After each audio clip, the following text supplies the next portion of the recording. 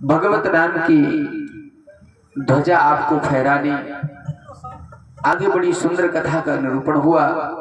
भरत जी महाराज ने संसार को आज व्यवस्थित करने के लिए समाज में जाकर के नरकों के विषय में श्रवण कराया। कहते हैं बंधुओं, ये जो कथा है ना, नरकों की कथा, नरक अपन ने सुने हैं, सुने होंगे आपने, हमने भी पढ़े हैं। और जब नरकों की बात आती है तो रोंगटे खड़े हो जाते हैं। वैसे श्री सुखदेव जी महाराज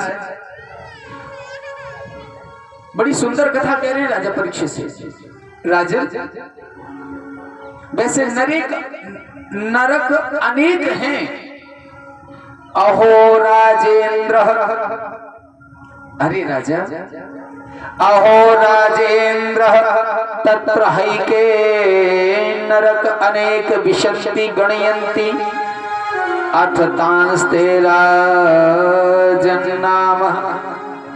वैसे अनेक नरक हैं राजन, पर उनके मैं तुम्हें नाम बताता। अच्छा, बोले जो व्यक्ति नरकों की कथा का श्रवण करता है वो अपने उन कर्मों से छूट जाता है। कहते हैं श्रीमद् भागवत में एवं मनु स्मृति में 28 नरकों का वर्णन है। कहते हैं वायु पुराण में 36 नरक हैं, 36 नरकों का उल्लेख है। विष्णु पुराण में 86 नरक हैं। श्रीमद् भागवत में 28 नरक हैं। इन 28 में भी 10 नरक और वीआईपी हैं वो। हाँ, वीआईपी नरक, उनको ऐसे ही बोलेंगे और कैसा विशेष नरक है वीआईपी। नहीं, आप नहीं हो सकता है, चले जाओ।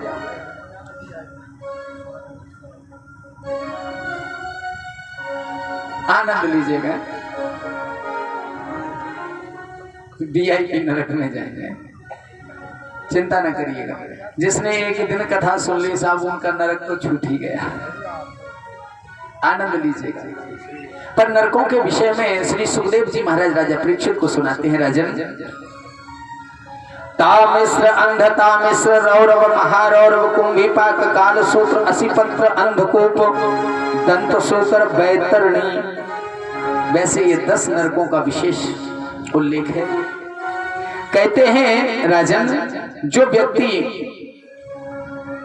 किसी की झूठी गवाही देकर के उसके प्राणों का भी हरण कर ले, ऐसे व्यक्ति को तामिश्र नरक में अपने आप को झोंकना पड़ता है। तामिश्र नरक। झूठी गवाही भी 2 प्रकार की होती है। एक गवाही से उसका तन मन और धन तीनों का विनाश हो जाता है। एक झूठी गवाही ऐसी होती है कि उसके परिवार में, जैसे कोई हम आप या कोई भी एक विषय हो, ले लो उदाहरण के तौर पर, आपके द्वारा कोई गलती हो गई है, परिवार का कोई भी सदस्य झूठ भी बोल दे, नहीं उनसे गलती नहीं हुई, अचानक हो गई, माना कि झूठ बोला है, पर इस झूठ से आपके स्वाभिमान को ठेस नहीं पहुंची, ये झूठ नहीं है। एक वो गवाही होती है झूठी, जो झूठी गवाही देकर के दोष युक्त होकर के उसके प्राणों का हरण हो जाए। कहते हैं जो पराये धन को बिना परिश्रम किए हड़पना चाहता है, ऐसा व्यक्ति अंधता मिश्र नरक में जाता है। अनेक प्रकार के नरकों का वर्णन किया गया है। बोले जो व्यक्ति हिंसा करता है, किसी जीव को काटता है, ऐसा व्यक्ति कुंभीपाक नरक का गामी बनता है। कुंभीपाक नरक में जाता है। बोले जो व्यक्ति किसी से घृणा करता है, भाई कोई व्यक्ति से घृणा करता, कोई कर्म से, अगर किसी ने व्यक्ति से घृणा की, ऐसा व्यक्ति रौरव नरक में जाकर के दुख भोगता है। नरकों का जब इस प्रकार कथा का वर्णन हुआ, राजा परीक्षित के रोंगटे खड़े हो गए। राजा को भी बताया, जब किसी संत का अपमान कोई करता है, ऐसा बैतरणी नदी में जाता है।